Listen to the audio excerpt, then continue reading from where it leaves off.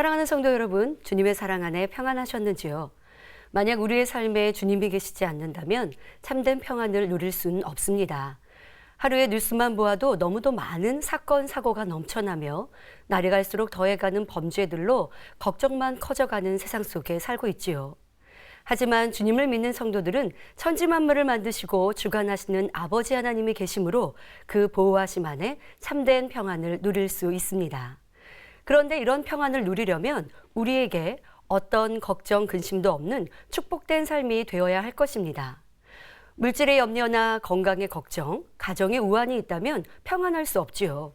그런데 좋으신 주님께서는 요한복음 14장 13절에 너희가 내 이름으로 무엇을 구하든지 내가 시행하리니 이는 아버지로 하여금 아들을 인하여 영광을 얻으시게 하려 함이라 말씀하셨습니다. 바로 우리에게 필요한 무엇이든 또 바라는 것들을 구할 때 응답과 축복을 약속하신 것이지요. 그리고 그 약속은 신실하여 지금도 치료의 역사로 가난에서 부요함으로 불화하던 가정이 행복한 가정으로 세상이 줄 수 없는 참된 평안으로 축복하고 계십니다. 그런데 혹여 나도 주님을 믿어 필요한 것들을 구했는데 응답이 없던데요 하실 분이 계십니까? 오늘부터 전할 내가 시행하리니 말씀을 통해 나는 왜 응답받지 못하였는지 구하여도 축복받지 못하였는지 깨닫는 시간이 되시길 바랍니다. 내가 시행하리니의 말씀은 이재록 목사님의 부흥성의 말씀으로 총 16편으로 구성되어 있습니다. 말씀을 듣고 깨닫는 대로 변화된다면 여러분 모두도 축복과 응답의 주인공이 되어 간증의 입술이 될 것입니다. 민수기 6장 24절부터 26절에 여호와는 내게 복을 주시고 너를 지키시기를 원하며 여호와는 그 얼굴로 내게 비추사 은혜 베푸시기를 원하며 여호와는 그 얼굴을 내게로 향하여 드사 평강 주시기를 원하노라 하신 대로 축복의 하나님, 응답의 하나님이 바로 여러분, 나의 하나님이 되시길 기원합니다. 오늘은 내가 시행하리니 첫 번째 시간으로 제목은 응답의 하나님입니다. 하나님께서는 그 뜻과 섭리를 나타내시기 위해 이스라엘 백성을 선민으로 택하시고 친히 인도하셨습니다. 하나님의 사람들을 세워 그 뜻을 가르치시고 이끄시며 하나님 닮은 선의 자녀, 빛의 자녀로 변화되기를 원하셨지요. 그 과정 중에 놀라운 권능으로 이스라엘을 보호하시며 응답과 축복으로 하나님을 나타내 주셨습니다. 그러나 이런 하나님의 역사하심을 보고도 그 뜻대로 순종하지 않고 범죄하며 우상을 섬길 때는 하나님도 지켜주실 수 없었습니다. 빛과 반대인 어둠의 주관자인 원수마귀 사단이 하나님을 떠난 사람들을 주관하기에 공의에 따라 하나님께서도 두고 보실 수밖에 없는 것입니다. 이렇게 진리를 떠나 비진리 가운데 있으니 어려움이 오며 감당할 수 없는 시험 환난 중에 놓이게 되지요. 그러나 이럴 때도 사랑의 하나님께서는 우리를 버리신 것이 아니라 회개하며 마음 중심으로 하나님을 구할 때 다시 응답해 주십니다. 바로 애굽에서 400년간 노예 생활을 하던 이스라엘의 소리에 응답하신 것이지요. 심한 고역으로 인하여 고통받던 이스라엘 백성들의 탄식하며 부르짖는 소리가 하나님께 상달되는 장면이 출애굽기 2장 23절에 나옵니다. 이 기도를 들으신 하나님께서는 모세를 그들의 지도자로 세우십니다. 그리고 사람으로 할 수 없는 놀라운 권능의 역사로 이스라엘 백성을 애굽에서 불러내시고 축복의 땅, 구원의 땅인 가나안 땅으로 인도해 가시지요. 그 과정에 오늘 본문 말씀에 나오는 것처럼 홍해도 갈라 건너게 하셨고 적의 손에서 구원해 주시며 적들은 물에 수장시키기도 하셨습니다. 또한 무더운 사막지대인 광야에서 낮에는 구름 기둥으로 춥고 무서운 밤에는 불 기둥으로 지키시고 인도해 주셨지요. 모세를 통해 반석을 쳐 마실 물을 주시고 만나와 메추라기 떼를 보내주시어 배부르게 먹게 하셨습니다. 이외에도 각종 기사와 표적으로 응답의 하나님을 보이시며 그들을 인도해 주셨지요. 이런 권능의 응답의 역사는 출애굽 당시의 이스라엘 백성이나 선민인 그들에게만 국한된 것이 아닙니다. 이스라엘을 선민으로 택하시어 애굽에서 나와 가나안을 향해 가는 여정은 우리가 세상에서 주님을 영접하여 본향집에 이르는 인간 경작의 여정을 내포하고 있는 것입니다. 바로 영적인 이스라엘인 우리 믿는 사람들이 세상 어두움에 속한 생활에서 벗어나 천국에 들어가기까지의 믿음 생활을 의미하지요. 이때 하나님은 우리를 가만히 뒷짐지고 지켜만 보시는 분이 아닙니다. 출애굽한 이스라엘 백성들에게 역사하신 것처럼 하나님께서는 우리와 만나주시고 구하는 것에 구체적으로 응답하심으로 우리에게 참된 평안 속에 천국에 이룰 수 있도록 도와주십니다. 이러한 응답의 하나님을 만난 사람들은 성경 곳곳에 기록되어 있습니다. 도저히 과학, 의학으로서 이해할 수 없는 수많은 역사들을 나타내 주심으로 살아계신 하나님의 전능하심을 보여주십니다.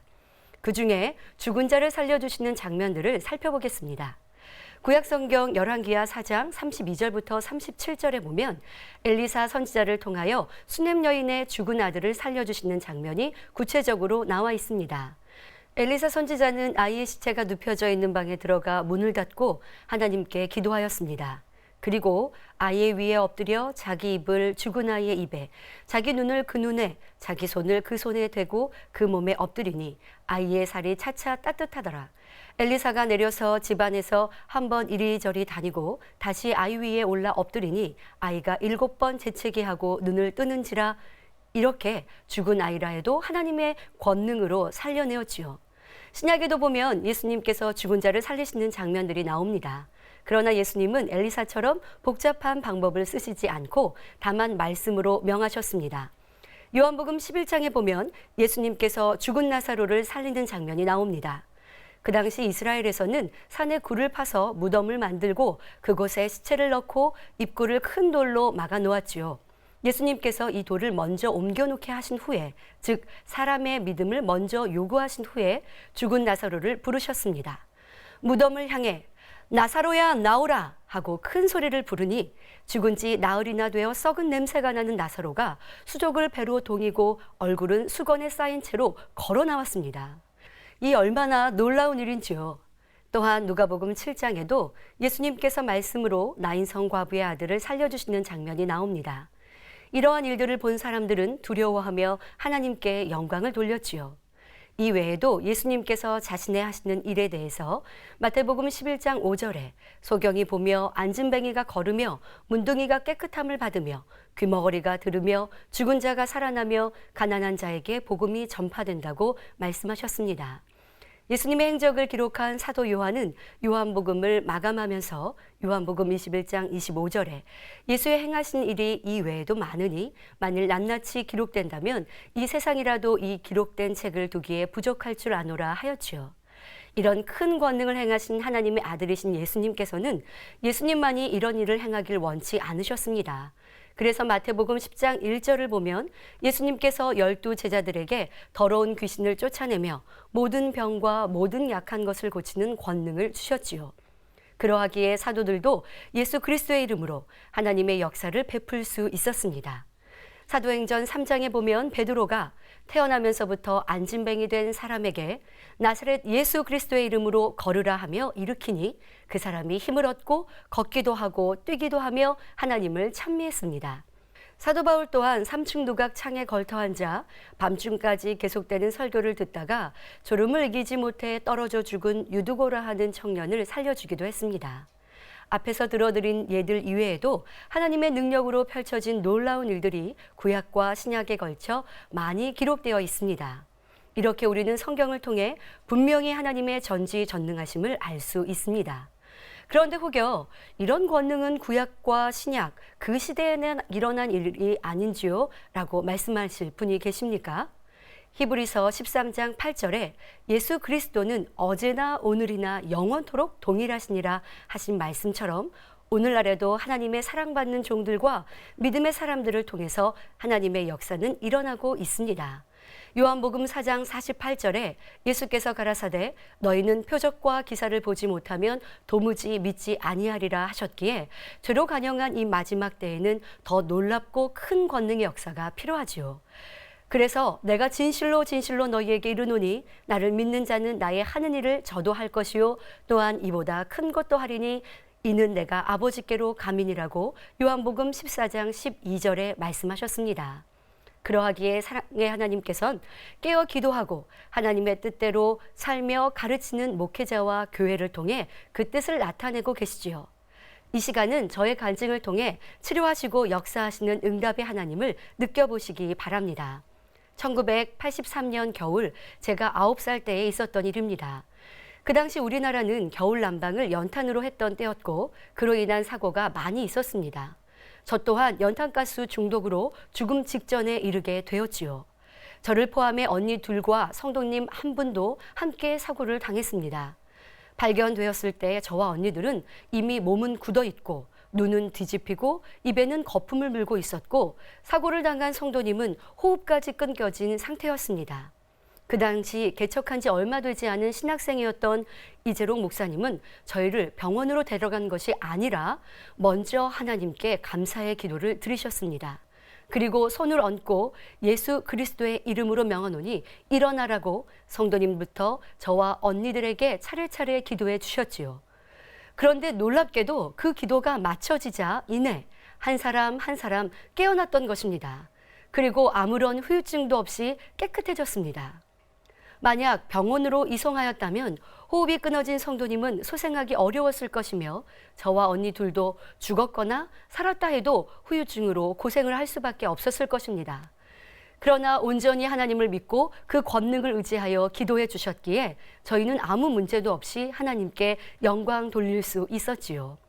이렇게 하나님께서는 어떤 가스 중독도 어떤 질병과 사고도 죽음도 문제될 것이 없는 것입니다.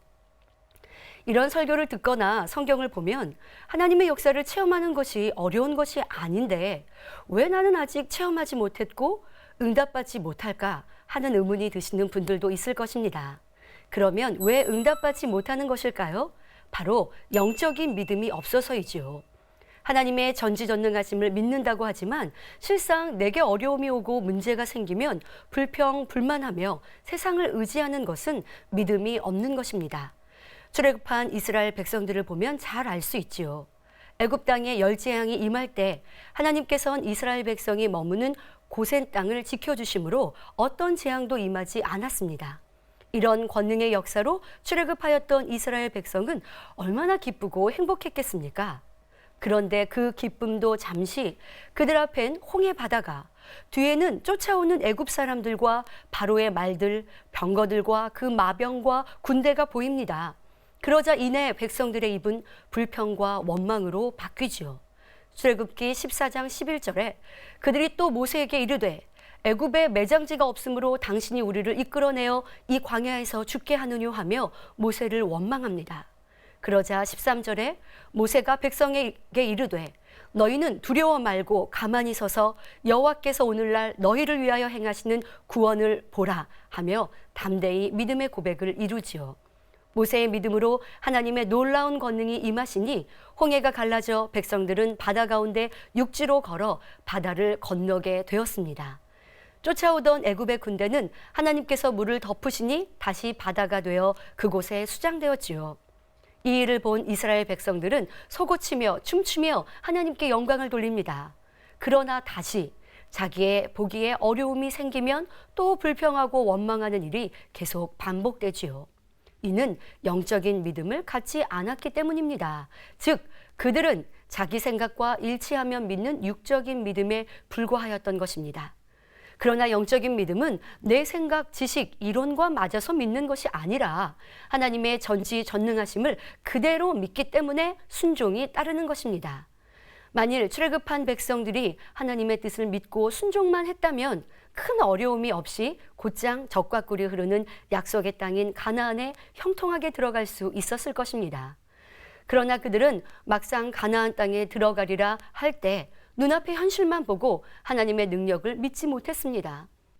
믿음은 바라는 것들의 실상이요 보지 못하는 것들의 증거인데 눈앞에 닥친 현실을 두려워하며 순종하지 못했던 것입니다. 오늘날도 마찬가지입니다. 자기 생각에 맞춰 하나님 말씀에 순종하지 않기 때문에 응답받지 못하고 형통하지 못한 것입니다. 육신의 생각을 동원하지 않고 믿음으로 아멘, 네 하고 그 말씀에 따라 순종만 하면 응답받고 범사에 형통한 삶을 살 수 있는 것입니다. 사랑하는 성도님들, 그러면 어떤 사람에게 하나님의 응답이 임하는지 성경의 인물을 통해 살펴보도록 하겠습니다. 먼저 아브라함입니다. 앞서 말씀드린 출애굽한 이스라엘 백성들의 믿음과 반대로 아브라함은 변함없이 하나님을 믿는 온전한 믿음이 있었습니다. 그는 하나님의 말씀을 의심하거나 불순종한 것이 없으며 한 번도 변개한 적도 없었습니다. 죽은 자도 살려주실 수 있는 전지전능한 하나님을 믿었기 때문에 독자 이삭을 번제로 바치라 하셨을 때도 순종할 수 있었지요. 이에 하나님께서는 그를 믿음의 조상으로 세우시고 넘치는 축복을 주셨습니다. 그런데 자기 생각에 맞지 않으면 의심하고 원만 불평하는 사람들이 많이 있지요. 이런 사람들은 야고보서 1장 6절부터 8절에 오직 믿음으로 구하고 조금 더 의심하지 말라. 의심하는 자는 마치 바람에 밀려 요동하는 바다 물결 같으니 이런 사람은 무엇이든지 죽게 얻기를 생각하지 말라. 두 마음을 품어 모든 일에 정함이 없는 자로다 하신 말씀처럼 두 마음을 품은 사람으로서 응답받을 수 없습니다. 바람에 따라 이리저리 흔들리는 물결처럼 믿었다가 의심했다가 하는 간사한 마음, 정함이 없는 마음을 가진 사람은 응답받을 수 없다는 것입니다. 그러니 자신의 마음과 생각에 있는 의심과 불평, 원망 등 두 마음이 있음을 찾아내어 회개하여 버리시길 바랍니다. 그런데 나도 의심하지 않고 믿고 싶은데 의심이 생기고 걱정, 근심이 생기는데 어떻게 해야 하나 생각이 드십니까? 간단히 설명하면 마음에 있는 비진리와 악의 모양이 있으면 사단을 통해 의심을 가져다주며 영적인 믿음을 갖지 못하게 합니다. 그러니 신속히 악은 모양이라도 버려 하나님을 온전히 믿어드린 아브라함 같은 믿음을 소유하셔서 구하는 것마다 응답받아 영광 돌리는 성도님들이 되시길 바랍니다. 다음으로 다윗은 하나님 앞에 합한 중심이었기에 응답받을 수 있었습니다. 이스라엘이 적국 블레셋 군대와 대치할 때 블레셋의 장수 골리앗이 나와서 싸움을 도두고 있었습니다. 그는 키가 3m 가까이 되는 거인에다 노수로 머리끝부터 발끝까지 완전 무장을 하고 있었습니다. 이런 용사가 40일간이나 아침 저녁으로 이스라엘 군대를 모독하였지만 누구 하나 감히 나서지를 못하였지요. 그때 소년이었던 다윗은 아버지의 심부름으로 형들을 보러 왔다가 이러한 상황을 알게 되었습니다. 다윗은 이 전쟁에 군인으로 참가한 것도 아니고 들에서 양떼를 치고 있는 목동에 불과했지만 이방인이 하나님의 군대를 모독하는 것을 참을 수가 없어 사울 왕에게 자신이 나서겠다고 합니다. 사무엘상 17장 34절부터 36절에 다윗이 사울에게 고하되 주의 종이 아비의 양을 지킬 때에 사자나 곰이 와서 양떼에서 새끼를 움키면 내가 따라가서 그것을 치고 그 입에서 새끼를 건져내었고 그것이 일어나 나를 해하고자 하면 내가 그 수염을 잡고 그것을 쳐 죽였었나이다. 주의 종이 사자와 곰도 쳤은즉 사시는 하나님의 군대를 모욕한 이 할례 없는 블레셋 사람이리이까 그가 그 짐승의 하나와 같이 되리이다 하고 당당히 말하였습니다. 다윗이 정신이 나간 것이 아니라 하나님을 믿는 믿음이 있었기에 이와 같이 담대히 고백한 것이지요. 그리곤 갑옷도 입지 않고 단지 손에 막대기와 물맷돌 5개를 들고 나갔습니다. 골리앗은 다윗을 무시하며 내게로 오라, 내가 내 고기를 공중의 새들과 들짐승에게 주리라고 말했지만 다윗은 조금도 두려워하는 기색이 없었습니다. 오히려 너는 칼과 단창으로 내게 오거니와 나는 만군의 여호와의 이름 곧 내가 모욕하는 이스라엘 군대 하나님의 이름으로 내게 가노라. 전쟁은 여호와께 속한 것인즉 그가 너희를 우리 손에 붙이시리라 말했지요. 하나님께서는 이 광경을 하늘에서 보시며 어떠하셨을까요? 기뻐하시며 다윗이 사랑스러우셨을 것입니다. 그러니 그저 보고만 계시지 않고 놀라운 하나님의 역사를 베푸셨지요. 철갑으로 두른 듯한 골리앗을 향해 돌진하며 던진 다윗의 물맷돌. 이 물맷돌이 골리앗의 이마에 정통으로 박히게 하시어 결국 골리앗은 땅에 엎드러졌습니다. 이를 본 블레셋 군대는 놀라 도망하였고 이스라엘은 큰 승리를 거두었습니다.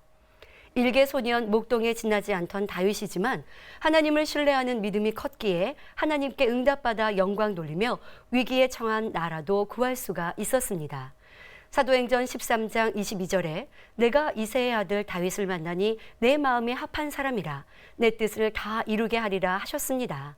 아무리 큰 문제, 도저히 불가능해 보이는 문제도 다윗처럼 담대한 믿음을 가지고 나가면 아무 문제가 되지 않습니다.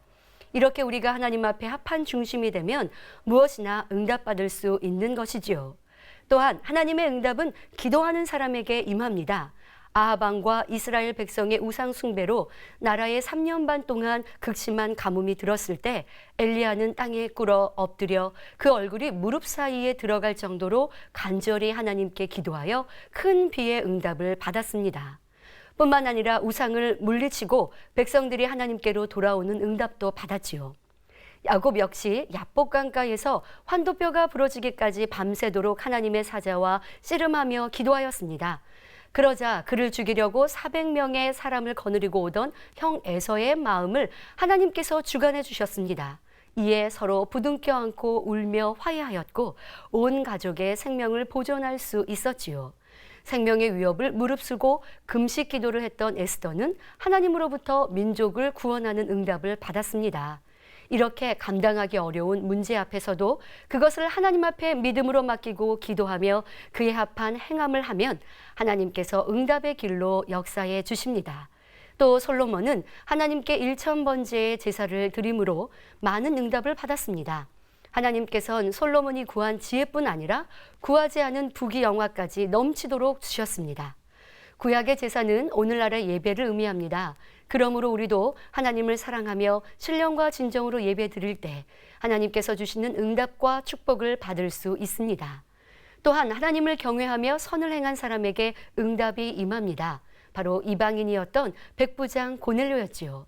사도행전 10장 2절에 그가 경건하여 온 집으로 더불어 하나님을 경외하며 백성을 많이 구제하고 하나님께 항상 기도하더니 했습니다. 이러한 고넬료의 기도와 구제가 하나님께 상달되어 기억하신 바 되니 베드로를 보내 고넬료는 물론 그 자리에 함께한 일가 친척, 친구들까지도 성령을 받고 방언의 은사까지 받을 수 있었습니다. 또한 요바에 살던 다비다라 하는 여제자도 평상시 행하던 선행으로 죽음에서 다시 살아난 큰 축복을 받을 수 있었습니다. 이렇게 하나님을 경외하여 선을 행하며 구제한 모든 것이 하나님의 기억된 바 되어 응답과 축복을 받게 되는 것입니다. 또 응답과 축복을 받으려면 하나님께서 기뻐하시는 마음 중심을 이루어야 합니다. 그러면 어떤 마음 중심을 가진 사람들이 신속히 하나님을 만나 놀라운 축복을 받았는지 살펴보도록 하겠습니다. 먼저 요셉은 상대의 허물을 알리거나 해를 끼치려는 마음이 없는 선한 마음 중심이었습니다. 요셉은 마리아와 정혼한 사이였습니다. 그런데 결혼하기도 전에 마리아가 잉태했다는 사실을 알게 되었습니다.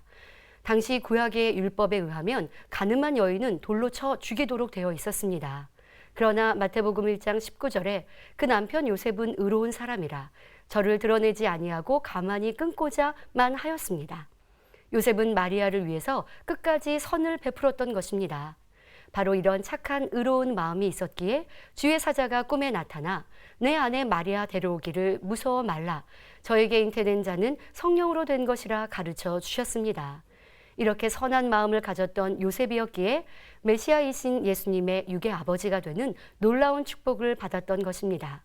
또 마리아는 육신의 생각을 동원하지 않고 순종할 수 있는 마음 중심이었습니다.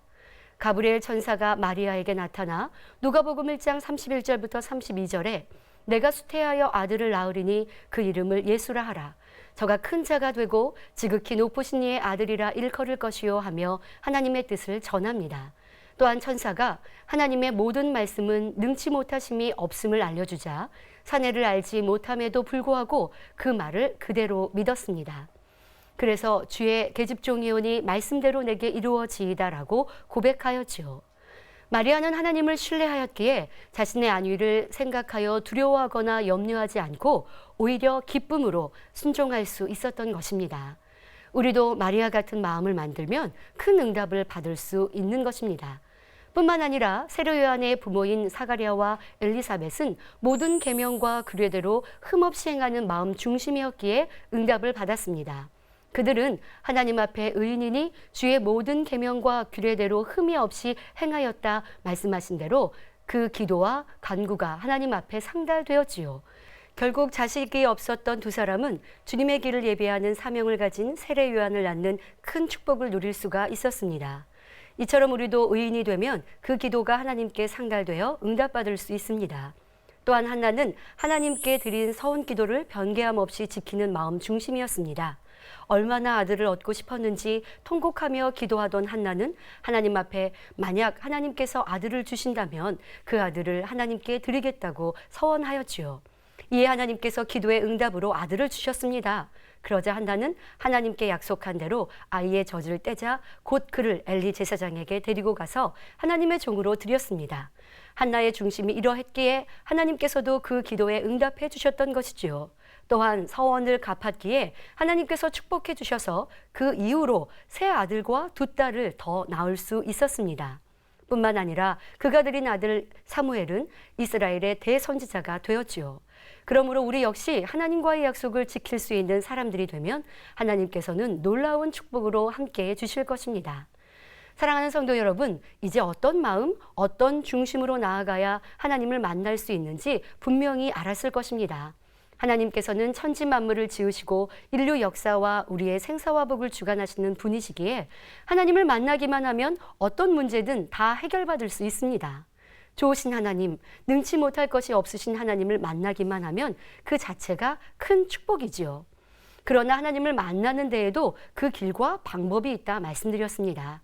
잠언 8장 17절에 나를 사랑하는 자들이 나의 사랑을 입으며 나를 간절히 찾는 자가 나를 만날 것이니라 하셨습니다. 그러면 하나님을 사랑하는 것은 무엇일까요? 요한일서 5장 3절에 하나님을 사랑하는 것은 이것이니 우리가 그의 계명들을 지키는 것이라. 그의 계명들은 무거운 것이 아니로다 말씀합니다. 오늘 말씀을 통해서 무엇이 하나님의 계명인지 나는 그 계명대로 지켜 행하였는지 깨달을 수 있었을 것입니다. 나는 영적인 믿음을 가지고 그 말씀대로 순종하는 신앙생활이었는가? 하나님 마음에 합한 중심을 가진 자인가? 기도하며 신령과 진정으로 예배하며 선을 행하였는가? 선한 마음을 가졌는가? 하나님께 약속한 것을 지켰는가 등이 점검되셨을 것입니다. 하나님을 사랑하면 이런 말씀들을 행하는 것이 어렵고 힘든 것이 아니지요.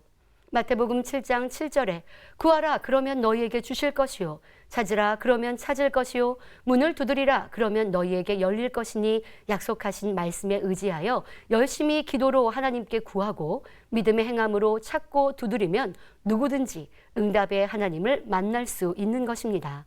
이렇게 응답받아 영광 돌리시는 모든 성도님들이 되시기를 주님의 이름으로 기원드립니다.